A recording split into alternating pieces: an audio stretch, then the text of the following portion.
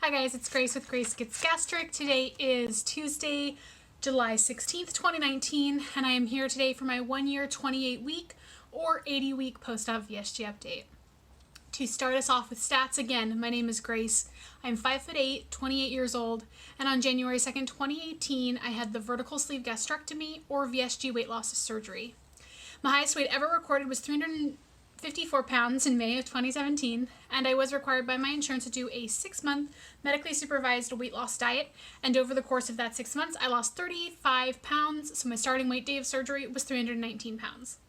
Last week, I came into the weight of 191.5, and this morning I weighed in at 191.4. So that is a weekly loss of 0.1 pounds, a loss since surgery of 127.6 pounds, and a loss since my highest weight of 162.6 pounds. Will not lie to you guys, I did not expect to come to you guys with a loss today. So the fact that I have lost even 0.1 is pretty great. Yesterday I was at 192.9, which is the highest I've seen on the scale in a few weeks. Well, in more than a few weeks, in months. So yeah, I was happy for the loss this week for sure. But surprised because last week was a week. Last week was pretty much a perfect storm of events that conspired to make me lose my mind. So you guys know I talked about my last week video that there was a minor car accident that had happened on Monday, so I was still kind of dealing with it when I filmed my video. And so it was kind of like Monday, Tuesday were sort of the start of everything, and it just sort of spiraled from there. The quote to get it fixed was a lot higher than we were expecting. I was hoping, me and the girl who was at fault were hoping to settle things without involving insurance, but it was far too high to really make that a possibility. Part of why we wanted to try to do it without insurance because she is from Canada, and dealing with a Canadian insurance company when you live in the States is just the worst. So I had to deal with all of the stress of the car stuff, getting a quote, filing the police report, filing a claim, working with an adjuster, trying to figure out a time to take my car in, which is not for another 2 weeks. I have to have a rental. I've got my high school reunion when my car is going to be in the shop. So it's just like all of these moving parts trying to figure out. Plus just like some stuff with my sister, which is, it's like fine. We got into like this little disagreement. It wasn't even a disagreement. It was more just like, I have a hard time. I stress about stuff. She's having a hard time. She stresses about stuff. So it's just like additional stress for me just with her life. Work, this is like one of the most insane times of year at my, in my department. And, made worse by the fact that a lot of people are out of the office on vacations. And so it's like people were out of the office. There's a bunch of, basically we know we have a bunch of work, but we can't do any of it until we're told what the exact requirements are. And then people don't tell us those requirements until like the day before you need to do a whole bunch of stuff. So all last week, and it's still happening this week, there's just like a ton of like super important changes. And I work in essentially building, configuring things that enable people to be paid correctly and accurately for a company that has about 60,000 employees. So the work that I do, because it has to do with people's paychecks, is fairly critical and fairly visible and fairly, like people want to be paid correctly and on time. So it's just, doesn't matter that we're not told what we need to build very far in advance, like we have to do it, and we have, because of how pay runs, it's like you have a very limited window. So this week, every other week is pay calc. It's like, it's just basically it's just very stressful, lots of stuff. My boss was out of the office for most of last week, so I was sort of running point on a bunch of stuff that I've not been fully trained on, and so I mean it's working out, it's just stressful. And then all of this happens to coincide with the end of my 75 hard. And if you watch my video, you know I had all these grand plans about like continuing with things, and that just was not happening. And it was like this weird combination of I work really well with strict rules around certain things. I find like I tend to thrive when I have rules for myself. And so part of the 75 hard, the benefit of that was like there were strict rules in place.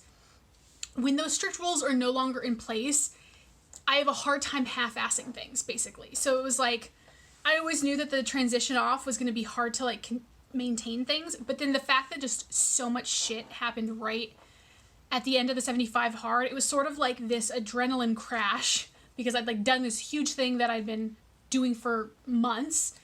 And so it was sort of like in a very smaller context, but you know, like after you like run a marathon, you've like been training for this thing and then it's over, you know? So it almost felt, I mean, I've never trained for a marathon, but you know, it was a similar concept. Like I've been doing this big thing and then I just crashed a little bit, I think, afterwards, and then had all these plans to sort of hopefully prevent the crash, but all of this other stuff happens that like just really was very, very stressful. And because I no longer had those rules in place, it was really easy for me to be like, okay, yeah, but it was really easy for those things to go when I no longer had to do them. So when I was like super stressed at work and had like so much stuff to do, I didn't have time to take a 45-minute walk or even a 30-minute walk. And when I was doing the 75 hard, I was just like, doesn't matter, you have to do it anyways. But now that I was no longer technically doing it, like I was able to let that go. And so yeah, so that happened.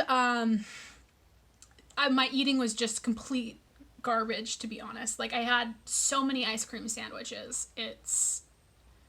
Turns out you can eat a lot of ice cream sandwiches after VSG when you're a year and a half out.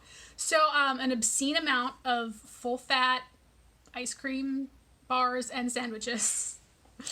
And yeah, I had my lashes. I had a lash appointment on Sunday and it had to be canceled. So 2 Sundays ago, it was canceled because my lash lady's dog had died, and so then she was able to squeeze me in, so I had to take off part of work to get it done. And basically that was the day, that was Thursday, where I had like a mini emotional breakdown because of all the stress. But I couldn't, and all I wanted to do was like burst into tears, and I knew that it would make me feel better, but I just paid for my lashes, and you're not supposed to get them wet within 24 hours. And I know like I'd probably be okay, but I didn't want to risk like having just wasted a bunch of money by sobbing, and it was gonna be a sob. So I basically was just like lying in bed, being like trying not to cry. It was a dark time, you guys. I'm kind of coming out. Oh, I didn't even tell you, I also was PMSing / got my period. So for like the first part of the week, I was totally PMSing, didn't realize it. That didn't help. And then I got my period. So basically everything happened at once, and it didn't help that everyone I know had the worst week. Like just, it was like my lash lady's dog had died. One of my coworkers, her friend, like a friend from college, had been murdered. My roommate, like 2 of her really like her best friends are getting a divorce, and like she's pretty torn up about it. Another friend of mine, my boss, was supposed to be going, I told you she was out of the office, on this trip to Napa that she had to cancel because childcare stuff came up, and so her husband got to go without her, and she was stuck home watching the kids. And another coworker got like super sick, and just like everyone was hardcore struggling, and so was I. So last week could have gone better. Did not hit my 10,000 steps that I was hoping to keep up with. I did continue to read for the 75 hard, my self-help books. But yeah, like I said, I did not eat great. I got pad CU twice, ate a lot of ice cream stuff.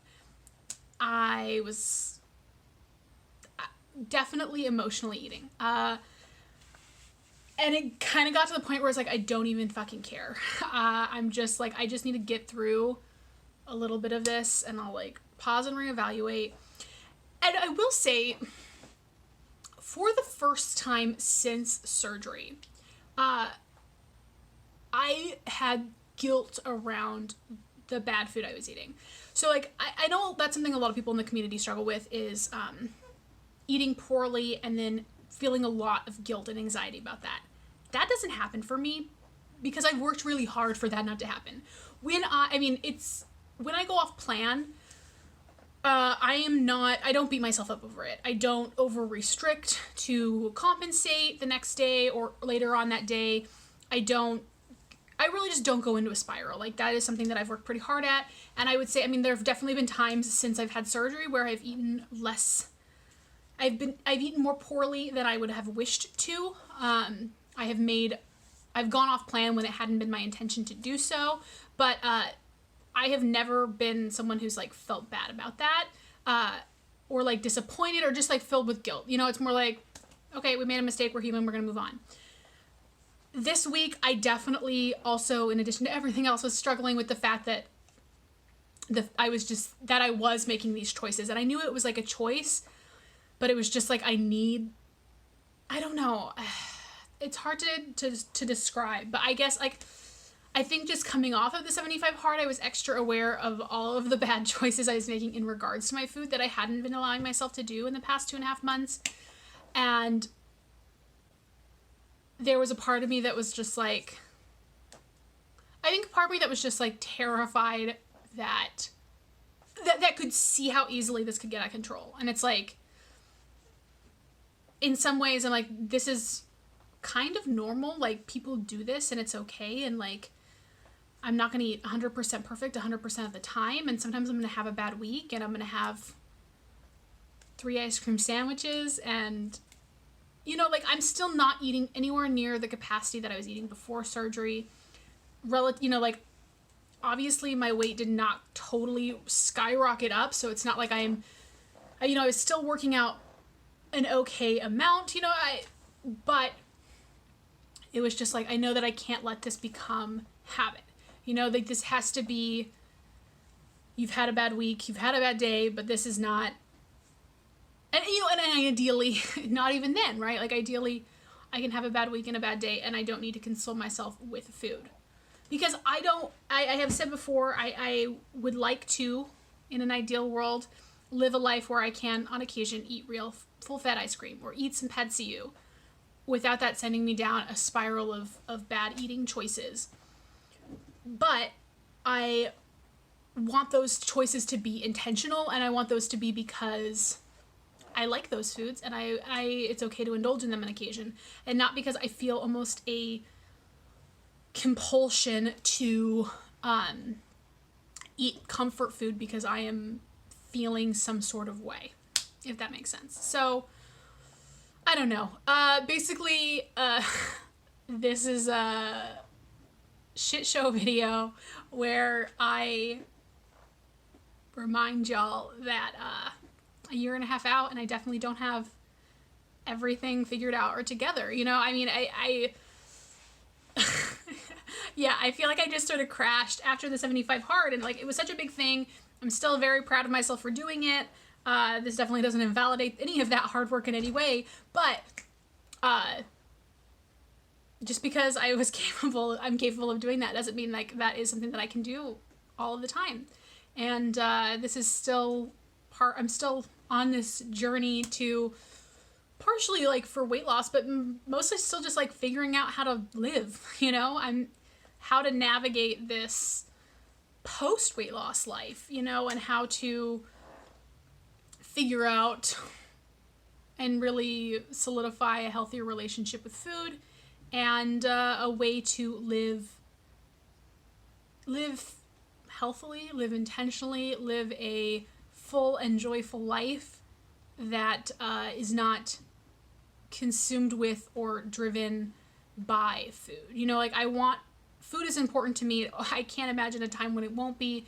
It does add joy, it brings happiness, it enriches my life, but I don't want it to be what drives my life. I don't want it to be the thing that I am the most looking forward to every day. You know, I don't want it to be the thing that gets me through.